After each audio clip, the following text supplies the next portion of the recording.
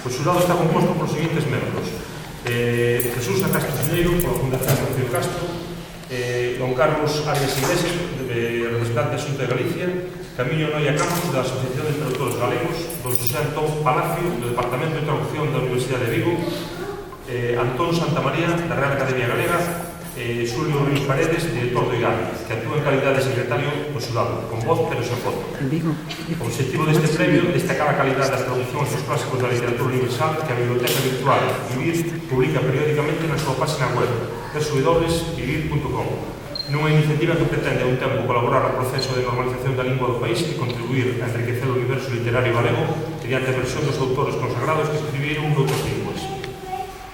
Sendo que as bases da convocatoria do premio indican que no fallo do xurado se terán en conta a calidade da traducción galega, a relevancia para o noso sistema cultural da obra traducida, as dificultades intrínsecas da lingua de partida e a súa distancia cultural e a envergadura do proxecto de traducción, o xurado, tras as súas deliberacións, acorda: 1. Expresar a satisfacción polo número de traduccións presentadas, un total de 14 nesta edición.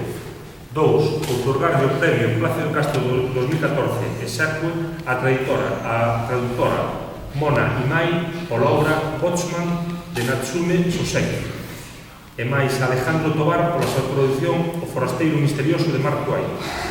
O xurado sinala, no caso da traducción de Mona Imai, a sutileza e a capacidade para traer para o galego unha obra creada nunha cultura distante como a xaponesa e tamén, no caso de Alejandro Tovar, a viveza do estilo e a naturalidade da lingua que leva a un prazer lector certamente estimable.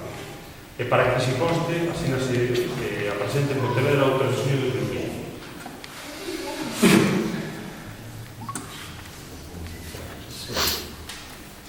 Bueno, por tanto, nada, damos paso á entrega dos premios. En primeiro lugar, entregará a presente Fundación Susi Castro a Alejandro Tovar.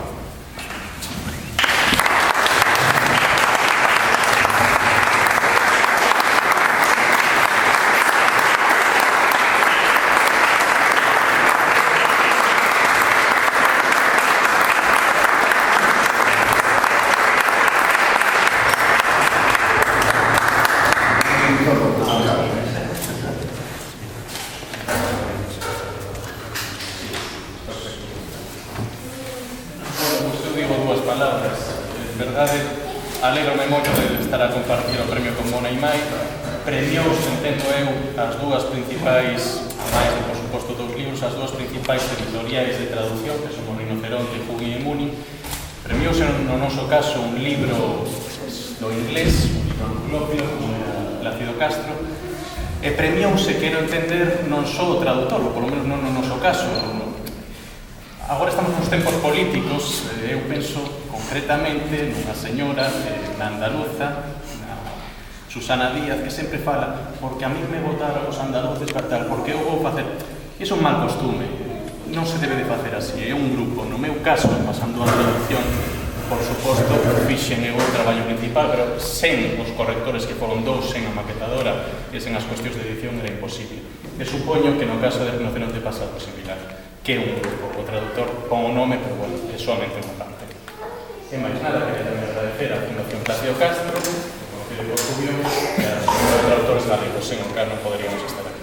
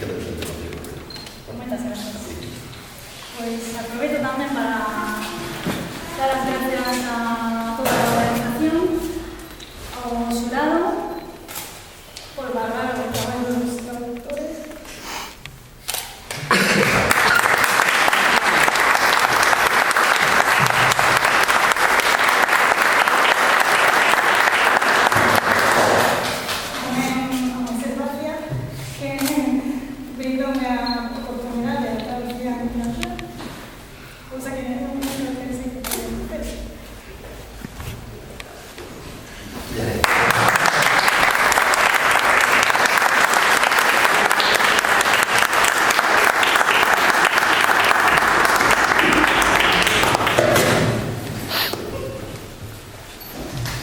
Bueno, sí, salvato, quedé co que dixo a mi compañero, decir que o tema das tecnologías é moi importante, fundamental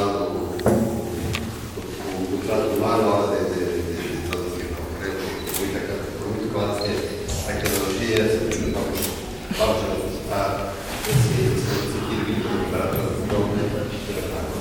Logo, bueno, nos imaginamos todos un pouco, curioso que outra cultura tan xana que ven falando na lei casi internacional, certas que nos imaginamos Alejandro y tamén non son, pero bueno, que queres como é un chiste supera lá e é iso que está dicindo tamén iso que os premiados e os premios de función os poderes de opinión